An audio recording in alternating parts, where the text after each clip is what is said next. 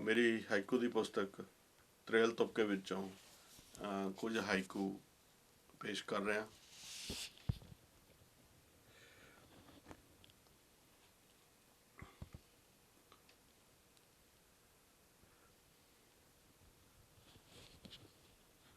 ਮੈਲੀ ਬਿਜਲੀ ਦਾ ਕੱਟ, ਮੈਲੀ ਪੱਖਾ ਬੰਦ, ਖੁੱਲੀ ਝੱਲੇ ਹੱਥ ਪੱਖੀ।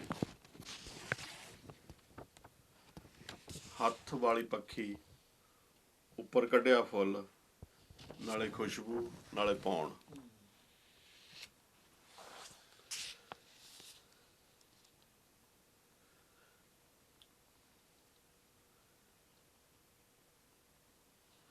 ਕੀ ਕਰਨਾ ਹੈ ਉਸ ਅੱਖ ਸੁਰਮਾ, ਜਿਸ ਅੱਖ ਦੇ ਵਿੱਚ ਸੁਪਨਾ। ਸਮੁੰਦਰ ਕਿਨਾਰੇ ਤ੍ਰੇਲ ਦੇ ਤੁਪਕੇ, ਦੇਣ ਸਮੁੰਦਰ ਮੱਤਾਂ।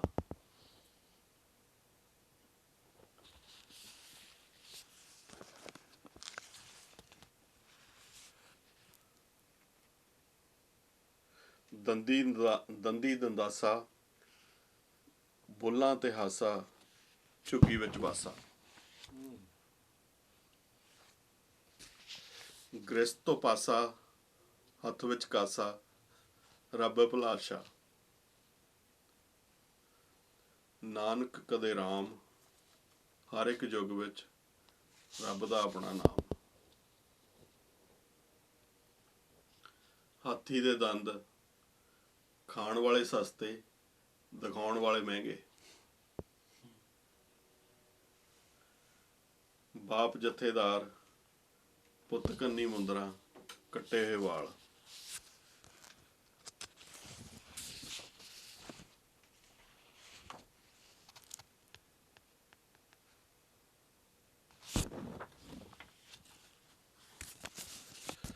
ਮੈਲੀ ਬੈਠਾ ਰੋਵੇ, ਕੁੱਲੀ ਬੈਠਾ ਗਾਵੇ, ਜੋ ਤੁਧ ਭਾਵੇ।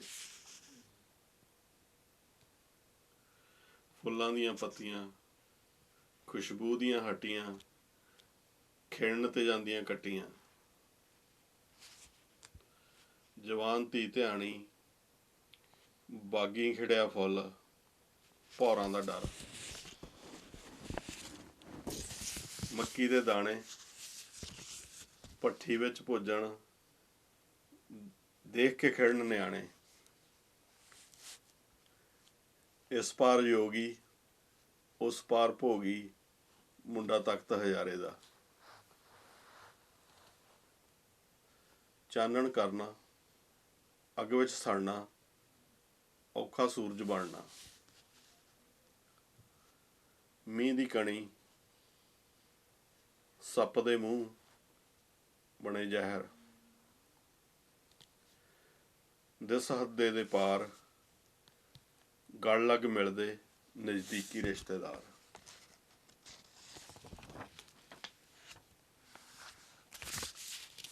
ਫੁੱਲਾਂ ਦਾ ਹਾਰ, ਸਿਆਸਤਦਾਨ ਦੇ ਗਲ, ਫੁੱਲ ਦੀ ਅੱਖ 'ਚ ਅੱਥਰੂ।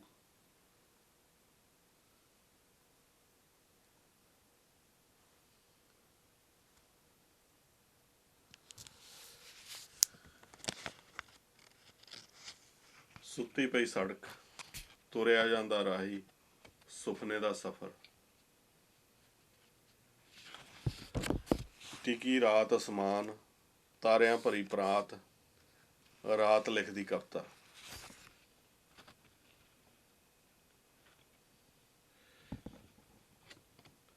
ਬਿਰਖ ਕੱਟਿਆ ਗਿਆ, ਉਸਦੇ ਨਾਲ ਕੱਟੀ ਗਈ ਘਣੇ ਬਿਰਖ ਦੀ ਛਾਂ।